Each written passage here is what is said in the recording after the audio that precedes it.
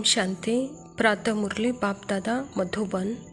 मीठे बच्चे, बेहद की स्कॉलरशिप लेनी है तो अभ्यास करो, एक बाप के सिवाय और कोई भी याद न आए। स्वयं परमपिता परमात्मा शिव बाबा प्रजापिता ब्रह्मा के तन में आकर के यह ईश्वरीय विश्वविद्यालय की स्थापना की है और परमात्मा सृष्टि में एक ही बार आते हैं, वह 5000 वर्ष के बाद। तो परमात्मा पिता अपना परिचय हम बच्चों को खुद ही देते हैं कि बच्चे, मैं आपका आत्मा का पिता हूँ और सृष्टि में एक ही बार आता हूँ।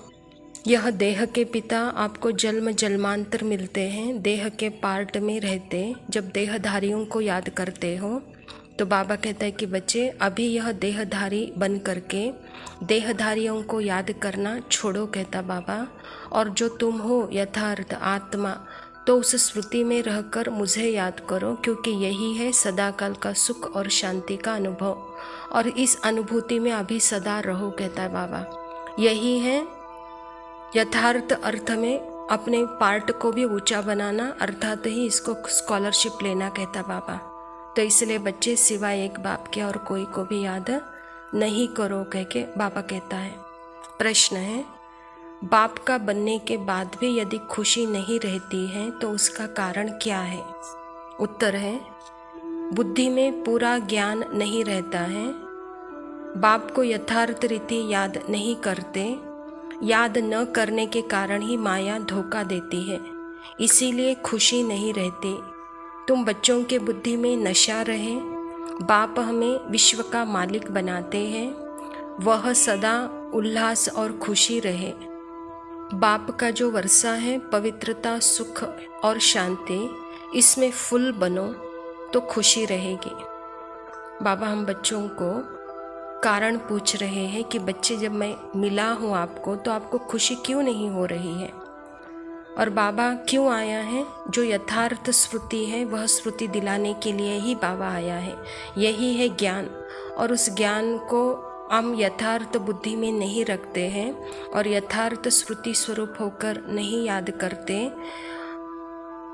इसी कारण हमको खुशी नहीं होती है। और मन कहाँ भटका हुआ है? इसी आकर्षण के लोक में, इसको ही माया कहते हैं। तो मन माया को धोखा देती है और माया के पीछे मैं आत्मा निकल पड़ती हूँ, अर्थात उन संकल्पों के पीछे मैं निकल पड़ती हूँ, तब मुझे ही धोखा मिलता है। तो इसीलिए बाबा भी कहता है कि अपने आप को साक्षी होकर देखो, अपने मन स्थिति को भी साक्षी होकर देखो, तब माया का धोखा आपको नहीं मिलेगा। तो सदा इसी खुशी उल्लास में रहो कि परमात्मा पिता हमको पवित्रता, सुख, शांति में फुल कर रहे हैं। और वह फुल कहाँ है? जब हम यथार्थ स्मृति में हैं और परमात्मा के याद में भी जब हम यथार्थ हैं तो वह फुल की स्थिति का हम अनुभव करते हैं। तो बाबा भी कहता है कि बच्चे अपने फुल यथार्थ में रहो, कहता बाबा। धारणा के लिए मुख्य सार है, पहला पॉइंट है, जैसे शिव बाबा का कोई भबका नहीं, सर्वेंट बन बच्चों को पढ़ाने के लिए आए हैं, ऐसे बाप समान अथॉरिटी होते हुए भी निरअहंकारी रहना है, पावन बनकर पावन बनाने की सेवा करते हैं।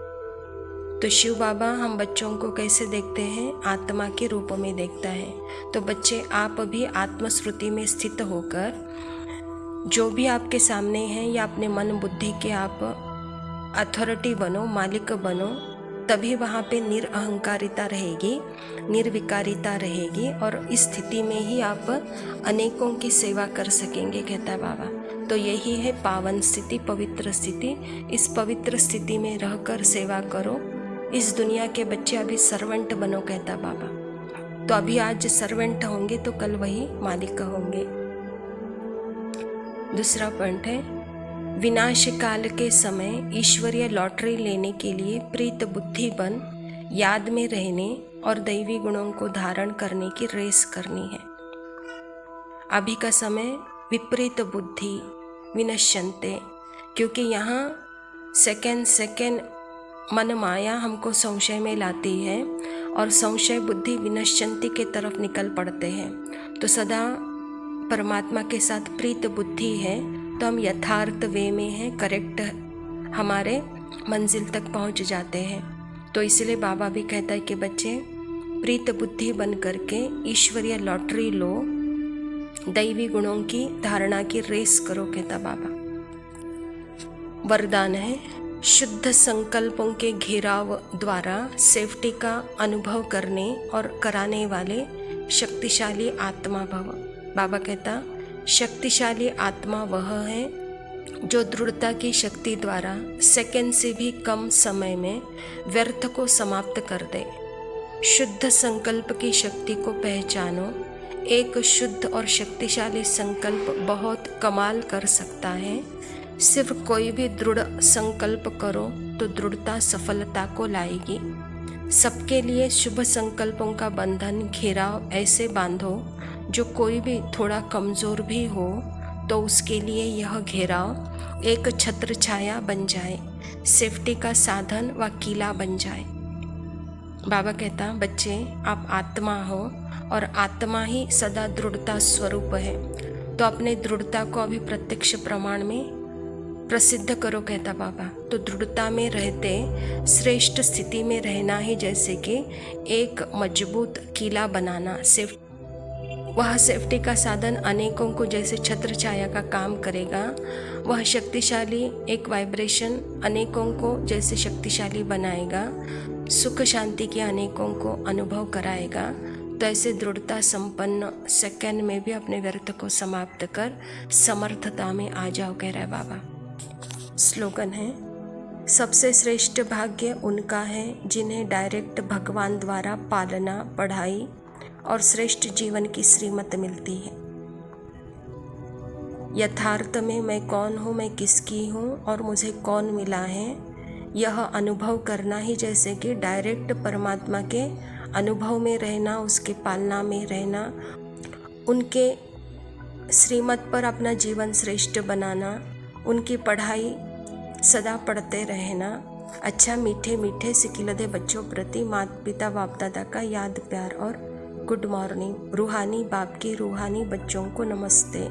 हम रूहानी बच्चों की रूहानी बाप दादा को याद प्यार और नमस्ते। लव यू बाबा, शुक्रिया। ओम शांति।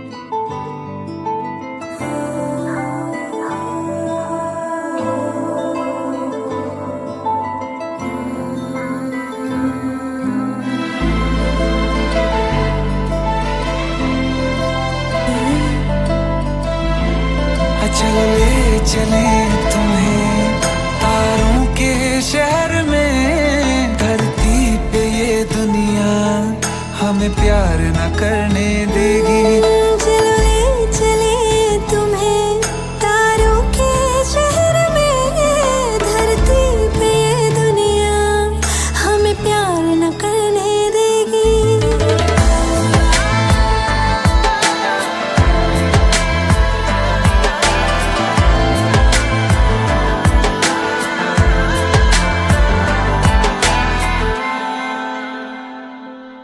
जो तुम ना मेरी बाहों में, मैं तो सो नहीं सकता। खुदा ने तुझको दिया मुझे, तुझे मैं खो नहीं सकता। मैं मर जाऊंगा अगर कभी कहना पड़ गया ये सनम, मैं तेरा ही हूँ मगर तेरा हो नहीं सकता। हमें मार ही ना डाले बुरी नजरें लोगों की, ये हाथ छुड़ाएगी ना हाथ पकड़ने देगी।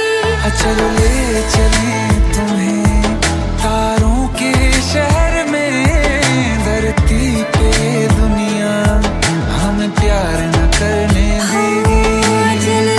चले तुम्हें तारों के शहर में, धरती पे दुनिया हमें प्यार न करने देगी।